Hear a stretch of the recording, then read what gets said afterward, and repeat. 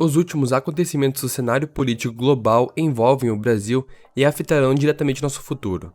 Um fortalecimento dos BRICS está ocorrendo neste exato momento e países como os Estados Unidos estão preocupados com o avanço da influência chinesa. O BRICS é uma associação de 5 países emergentes onde suas economias estão em rápido crescimento. Brasil, Rússia, Índia, China e África do Sul estabeleceram um meio de manter uma cooperação em questões econômicas, mas não configuram um bloco econômico, como no caso do Mercosul ou da União Europeia.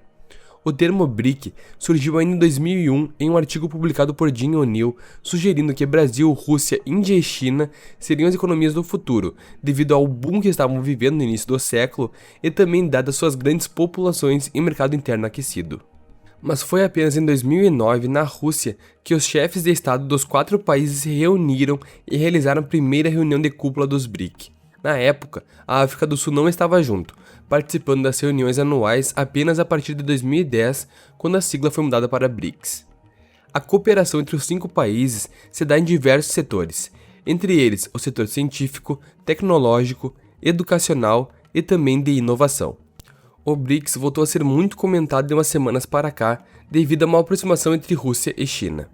A aproximação dos dois gigantes é anterior ao período do início da invasão russa ao território da Ucrânia, mas com as sanções econômicas que a Rússia acabou sofrendo por parte dos Estados Unidos e também por parte da União Europeia, suas relações com a China se aprofundaram ainda mais. Essa movimentação do cenário geopolítico tem causado uma série de tensões.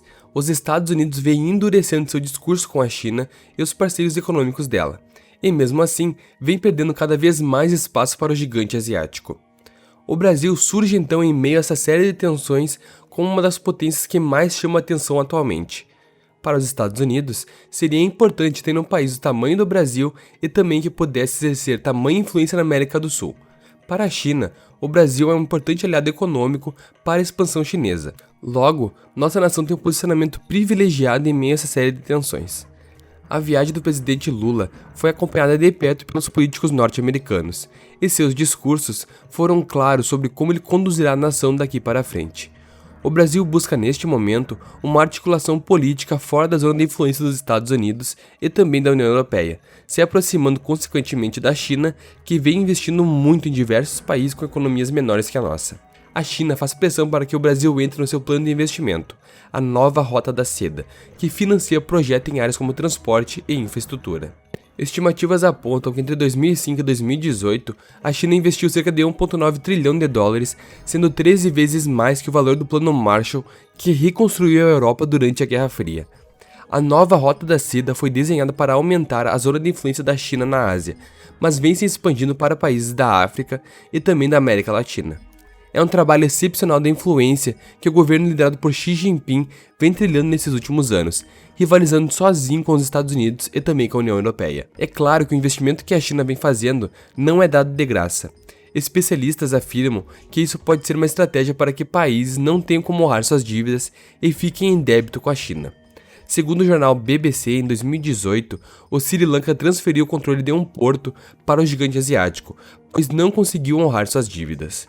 Assim como qualquer outra questão política, a adesão ou não ao sistema da nova Rota da Seda possui seus prós e contras. O presidente Lula fez ainda duras críticas ao Fundo Monetário Internacional, afirmando que nenhum governante deveria trabalhar com uma faca na garganta porque está devendo e citando o caso da Argentina. O discurso claramente populista não leva em conta a realidade do que aconteceu com o nosso vizinho, tentando inverter a real responsabilidade que uma série de governantes argentinos carregam pelo colapso quase que total do país. Os gastos governamentais são utilizados como uma estratégia política para manter sua popularidade alta, mas nem sempre a receita arrecadada via impostos é o suficiente para manter o equilíbrio financeiro. A Argentina não é o único país que se endividou para que os governantes mantivessem a popularidade em alta. O Brasil vem fazendo isso após o boom econômico do início do século, assim como já fez anteriormente durante o regime militar.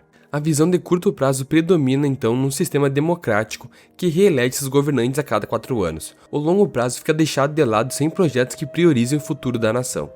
Aliado a isso, a dificuldade de realizar reformas estruturais que equilibrem o quanto se arrecada e o quanto se gasta está diretamente atrelada à popularidade dos políticos. os políticos fazem um cálculo se vale a pena ou não realizar reformas, e no caso, se vale a pena ou não para eles. Muitas vezes, eles geram para si próprios um ódio político que não irá mantê-los no poder. Um dos maiores exemplos de reforma que lembro agora é da Margaret Thatcher, que aprendeu uma dura lição ao cortar o leite de crianças de 7 anos. Em sua biografia, ela afirmou que incorreu ao máximo de ódio político em troca do mínimo benefício político. E isso é uma síntese do cálculo que os políticos realizam para saber se vale a pena ou não realizar uma reforma grande na nação. Logo, não é culpa do FMI que a Argentina está com a corda no pescoço, e sim da série de calotes históricos que o país vem dando e, consequentemente, afugentando todo e qualquer tipo de investimento externo. O presidente Lula ainda ergueu uma questão muito importante. Toda noite me pergunto por que todos os países estão obrigados a fazer seu comércio lastreado no dólar. Por que nós não podemos fazer o nosso comércio lastreado na nossa moeda? O dólar passou a ter a importância que tem hoje após a Segunda Guerra Mundial, onde em uma conferência foi aprovada que o dólar ficaria vinculado ao padrão ouro, ligando diretamente as duas coisas. Esse acordo de vincular o dólar ao padrão ouro acabou em 1971, mas a economia mundial se manteve baseada em dólar, dadas as dificuldades de mudar isso. Mas que agora a China vem tentando combater o dólar com sua própria moeda em acordo com nações como a Rússia. Toda essa perda de espaço americano está colocando um certo ex-presidente de volta aos holofotes da mídia internacional. Em uma entrevista exclusiva à Fox News americana, Donald Trump afirmou: China wants to change the standard, the currency standard. And if that happens, that's like losing a world war. We'll be a second-tier country. We'll literally be a second-tier country if that happens. Now, you're losing Brazil. You're losing Colombia, South America. You're losing Iran. You've lost it. You've lost Russia. And if you haven't lost them yet, you're going to lose them. China's on the yuan, so China's gone. Then you see France going over. No, what's going on? We're losing. If we lose our currency, that's the equivalent of losing a world war. É muito provável que ele volte a concorrer em 2024. E se você quiser entender como ele apareceu no cenário político, eu já fiz um vídeo sobre o assunto aqui no canal. Agora, se você deseja entender como a China está salvando a Rússia economicamente, eu também já produzi esse vídeo. Por hoje é isto, muito obrigado e até logo.